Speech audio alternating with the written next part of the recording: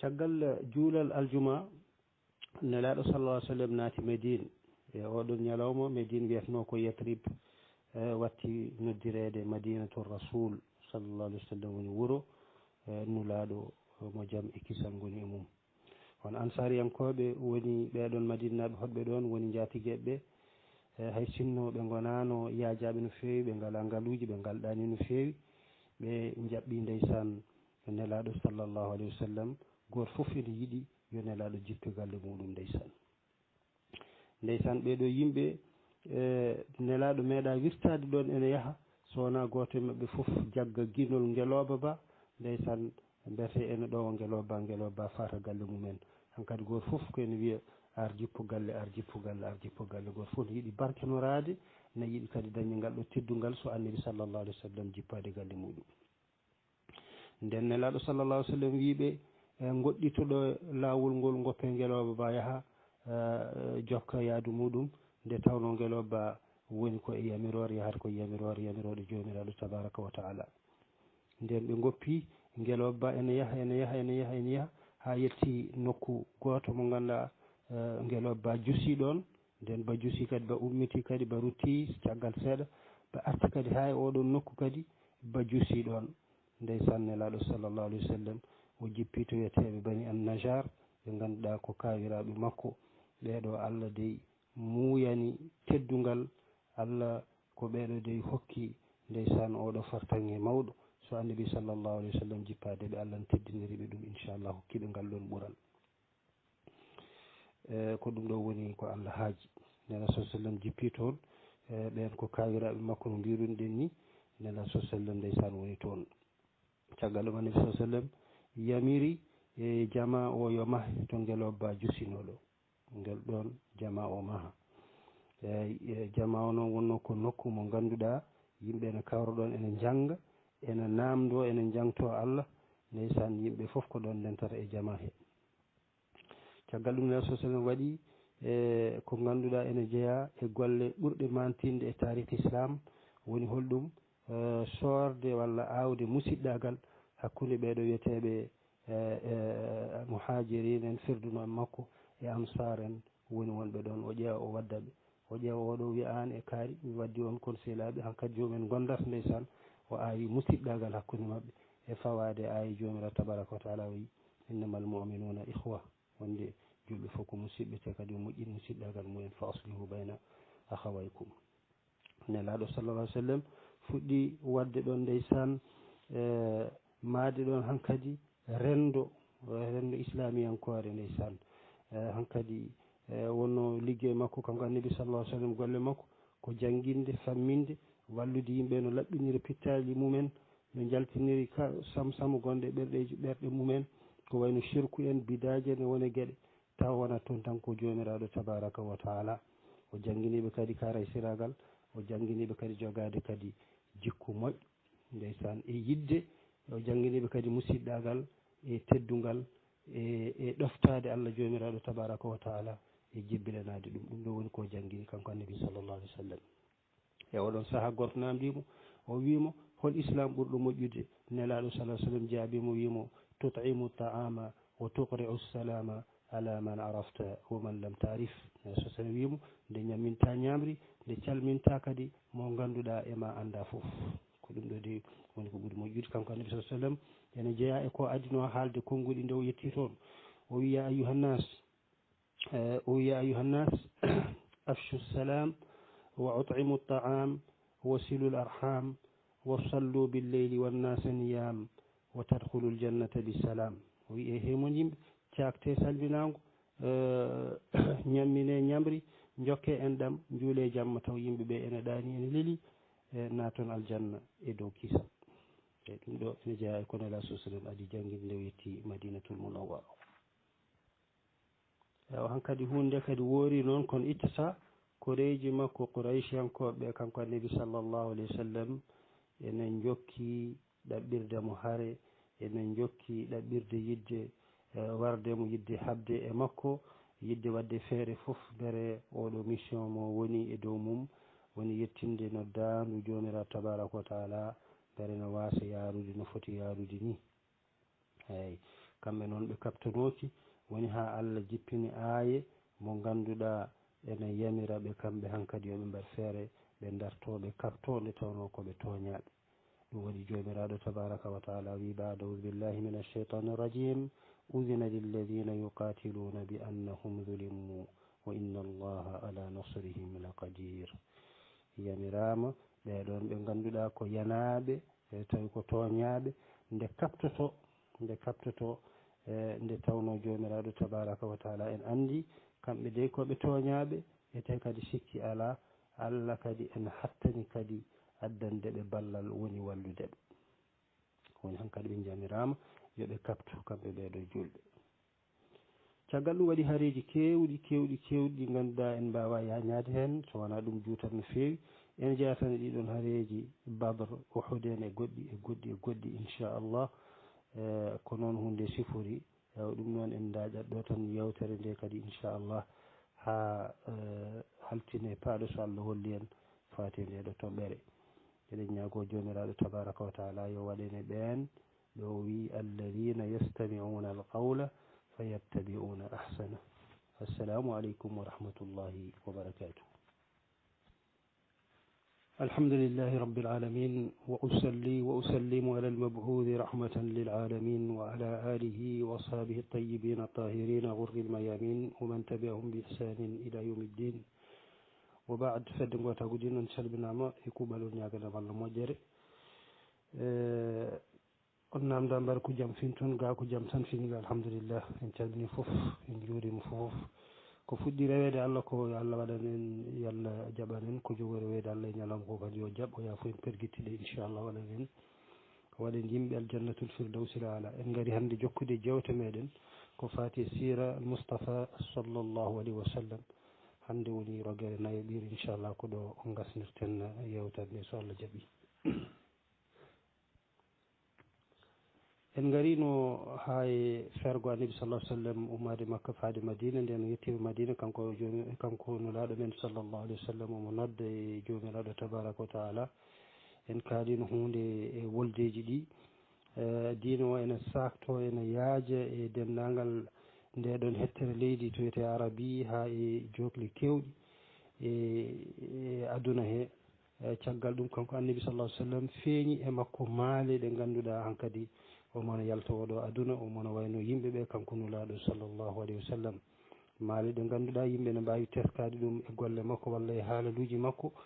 kanko annabi sallllahu alih w sallam o heeɓi wiide yimɓe ɓe mi anda so tawi mami yi on ɗo en hitande faande e oɗo nokku so tawi mami yi on caggal ɗum kadi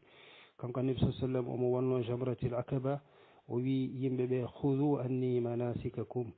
jagge e yam dewmon Allah ɗe caggal ɗum o haali o wi kadi ko oɗo woni hajjam cakkitiɗo battidiɗo caggal ɗum suratu nasr jippi on ida jaa nasrullah nde simore telli hankkadi annabi sallllahu alih w sallam o faami wonde hankkadi kanko de hankkadi ɗum hankkadi mission makko e dow leydi ndi nana gas hankkadi ko heddora ko natti hewde caggal ɗum nde hoore lewru dewo haran duuɓi sappo e goho caggal fergo ene yaara e duuɓi sappo e goho kanko annabi sallllahu alih w sallam o yehi to wiyete Uhud o dooni toon ɓeɗon leliɓe toon sahodinɓe ɓe o ñaganiɓe Allah yaafuya yo Allah yaafoɓe inchallah o ñaganiɓe ɗum ɗo fof ko maale tindinoje wonde annabi sallah sallam woni koye heblade gam yaltude oɗo aduna o wiɓe mami ardito moon inchallah somi yehi kadi mami wonan on seede to jomiraɗo tabaraka wa taala omo haalda ɗum ɗon e mayɓe ɓe kanko annabi sallllahu alih w sallam o wi mi wondiri Allah oɗo saaha joni to gonmi ɗo mbeɗa yiya to paami to eyyi mbeɗa yiya to paami to o wi mi hokkama coktirɗe leydi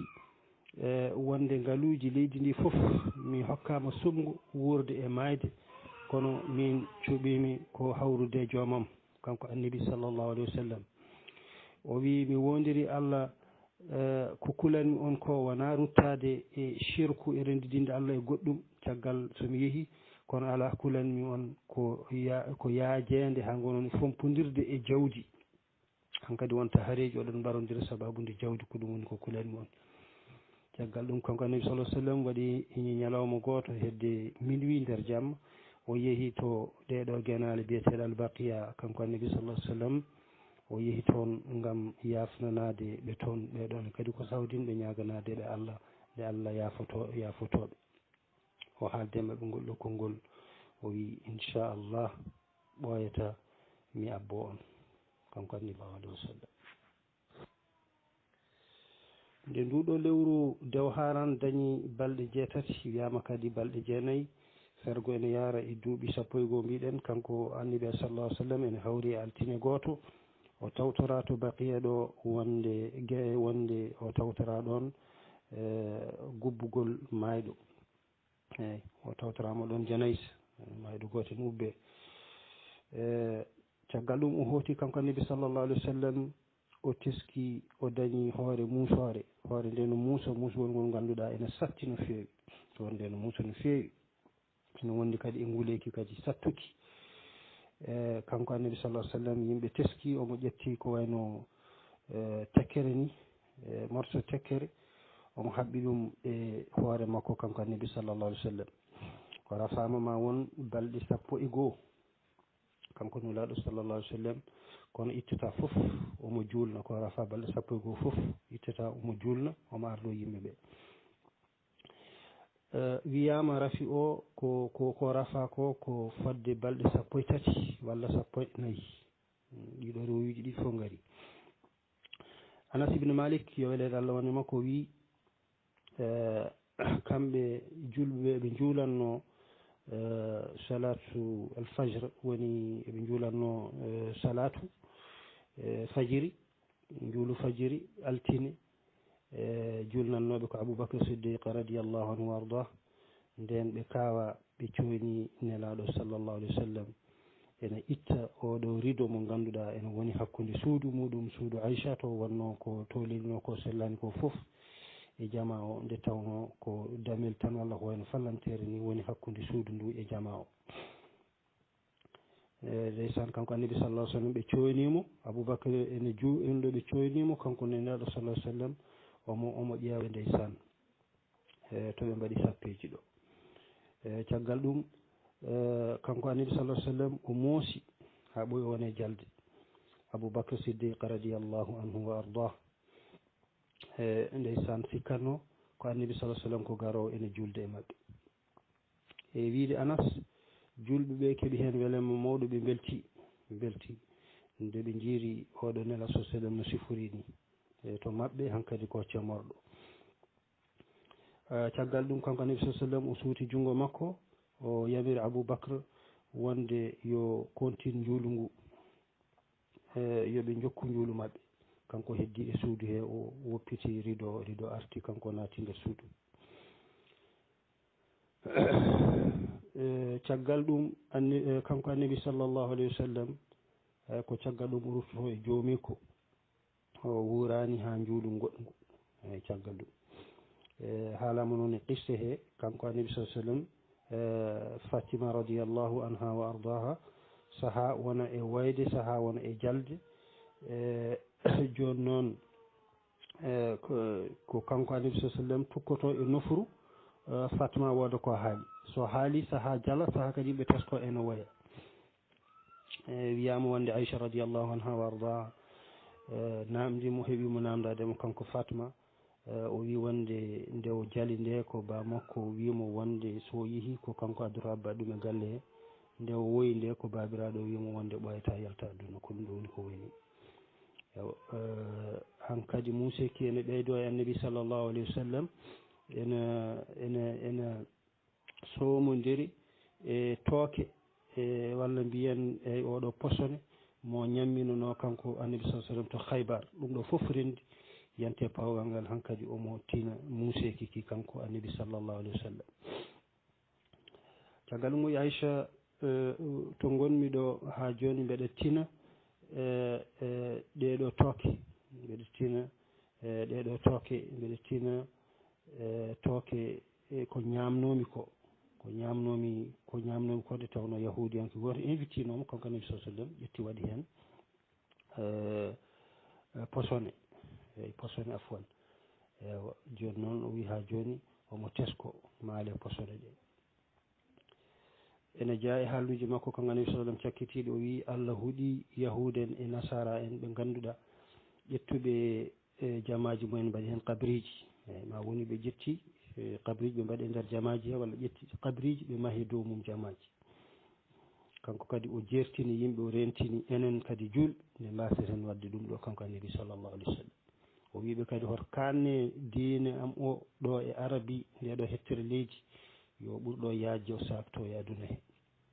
caggal ɗum kadi o wiɓe assala wa ma malakat aymanukum o wagginiɓe njuulu e ko woni less kalifandi mabɓe woni rewɓe ɓe eɓeɓe kalfi. eyyi o haali ɗum ɗo wiyama fodde laabi kewɗi kanko annabi sallllahu alayhi wa sallam. caggal ɗum kanko annabi sallam hankkadi o naati e pooɗeki aicha radiallahu anha wa ardaha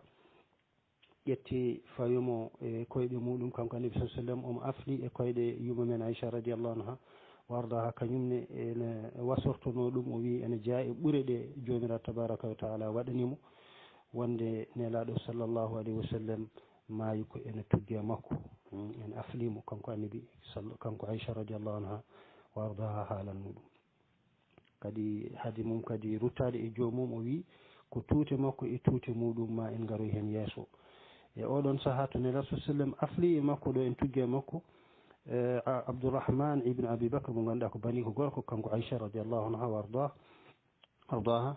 o naati omo jogui coccorgal to jogui coccorgal ɗo noon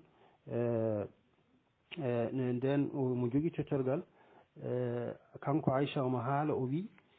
o faami wonde annabi sallah sallam no ƴewrirta Abdourahman ibne Abi Bakr afwan wonde ko ene yiiɗi coccorgal ngal joni o wi ɗum mi hokkuma coccorgal ngal nayi so sene wanni dillini hoore o wi o ƴetti o totti ɗum nayi so sene waɗini ma taw ronki ƴakkude ɗum kanko annabi kanko Aicha o wi aɗa yiɗi mi ƴakkanma ɗum ha ɓuura yafde nayi so sene kadi dillini hoore. allahu akbar ndeysan kanko Aicha o ƴetti kadi o ƴakki coccorgal ngal ha ngal fuɗɗi yafde o ƴetti o waɗi ɗum e hunuko nelaɗo sallah sallam nelaɗo sa sallam socci won riwayi wi wonde o soccima tigui rigui kanko annabi sallllahu alayhi wa sallam en jii oɗo annabi no wano teddinde e coccorgal. yeeso makko ene waɗi ko wayno kaftere ni walla mbiyen gendu kawel ene waɗi ndiyam kanko annabi sa sallam o ƴetta o waɗa hen juuɗe makko o ƴetta o waɗa ɗum e yeeso makko wonayi wadde ndiyam ɗam e yeeso makko o wiya la ilaha illa allah inna lil mawti la sakarat.